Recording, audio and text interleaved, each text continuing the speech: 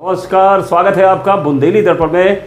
1 जुलाई से देश भर में 3 नए आपराधिक कानून, भारतीय न्याय संहिता, भारतीय नागरिक सुरक्षा संहिता और भारतीय साक्ष्य अधिनियम लागू हो गए हैं। 25 दिसंबर 2023 को राष्ट्रपति ने 3 विधेयकों को अपनी मंजूरी दी थी। आइए जानते हैं इन कानूनों के बारे में। देश के आपराधिक कानूनों में पहली बार व्यापक परिवर्तन किए गए हैं। 1 जुलाई 2024 को पूरे देश में नया आपराधिक कानून लागू हो गया है। सरकार का दावा है कि अंग्रेजों के जमाने के कानून को भारतीय स्वरूप दिया गया है।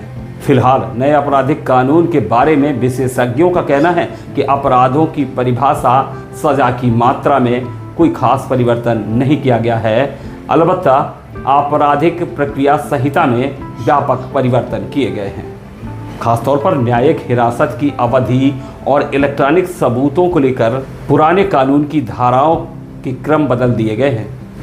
हम सबको मालूम है कि भारत में भारतीय दंड संहिता यानी इंडियन पीनल कोड, जिसे संक्षेप में आईपीसी भी कहा जाता था और ताजीराते हिंद भी कहा जाता है, मुख्य आपराधिक कानून था। इसके अलावा भारतीय साक्ष्य अधिनियम, जिसे इंडियन एविडेंस एक्ट, और आपराधिक प्रक्रिया संहिता, जिसे क्रिमिनल प्रोसीजर कोड या सीआरपीसी भी कहते थे।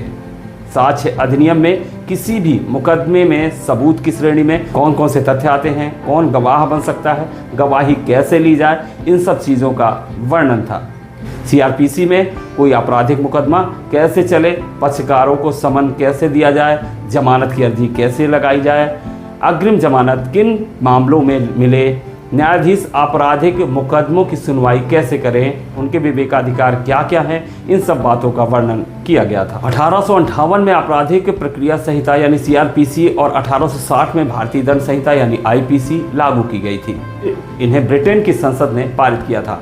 सीआरपीसी में समय समय पर व्यापक परिवर्तन भी हुए, जबकि आईपीसी में ज़्यादा तब्दीली नहीं आई है।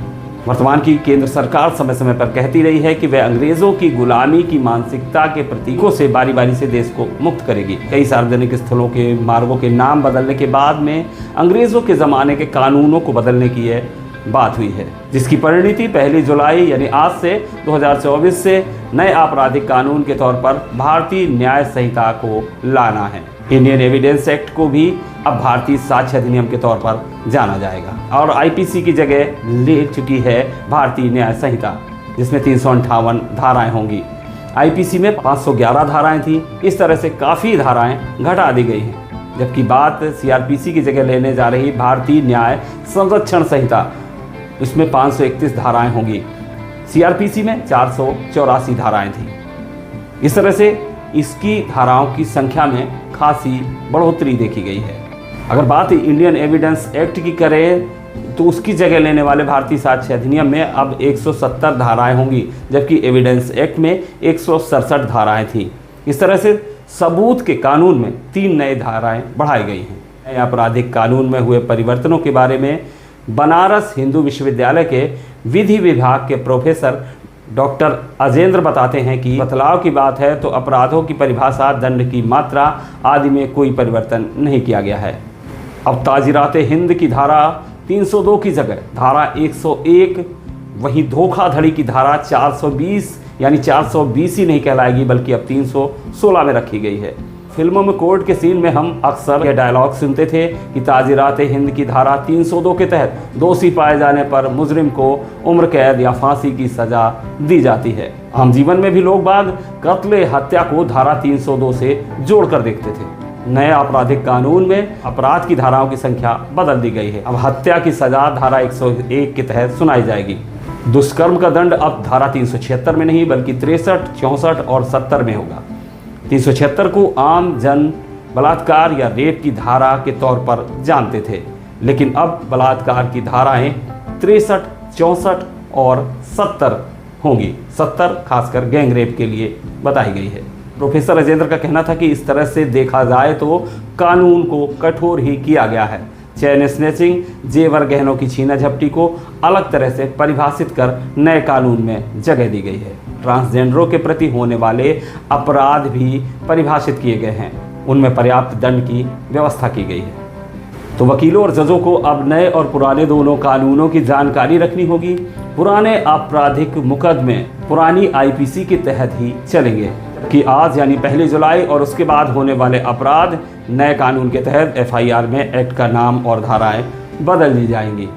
इस मामले को लेकर कानून के विशेषज्ञों का भी अलग अलग मत है। कुछ विशेषज्ञों का मानना है कि नए कानून में धाराएं नहीं बदलनी चाहिए थी, क्योंकि लोग उसके आदी हो चुके हैं। पहले कानून में कोई तब्दीली करनी होती थी तो धारा में ही ABC नया खंड बनाकर जोड़ लिया जाता था।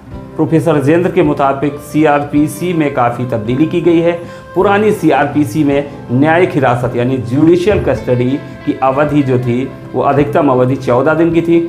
इसके खत्म हो जाने के बाद अपराधी को कोर्ट में पेश करना पड़ता था। अब 90 दिन तक किसी को भी न्यायिक हिरासत में रखने का अधिकार मिल जाएगा, यानी आरोपी को बार बार कोर्ट में पेशी के दायित्व से पुलिस मुक्त हो जाएगी। सूचना क्रांति का सीधा असर नए आपराधिक कानून में दिख रहा है। पारंपरिक तरीके से सुनवाई के बजाय अब मामलों की सुनवाई कैमरे में दर्ज की जाएगी। समन या कुर्की के आदेश ईमेल या इलेक्ट्रॉनिक संदेशों जैसे व्हाट्सएप या साधारण फोन संदेश के जरिए दिए जाएंगे, यानी पुलिस समन तामील कराने बार बार आरोपी या पक्षकार के घर चक्कर लगाने से बच जाएगी। CRPC में सबसे ज़्यादा तब्दीली इलेक्ट्रॉनिक सबूतों को लेकर की गई है। CCTV camera, video, social media पर पोस्ट, निजी चैटिंग आदि को सबूतों में शामिल करना आपराधिक कानून को मजबूत बनाता है। यानी अब तक सबूत के अभाव में बड़ी संख्या में अपराधी छूट जाते थे। कानून के जानकारों का मानना है कि इलेक्ट्रॉनिक सबूतों पर जोर देने से अब पहले की अपेक्षा अपराधियों को सज़ा ज़्यादा मिल सकेगी। तो नए कानूनों को लेकर जानकारी में फिलहाल इतना ही। फिर मिलेंगे किसी नए अपडेट के साथ। दीजिए मुझे यानी राजन सिंह को इजाज़त। नमस्कार।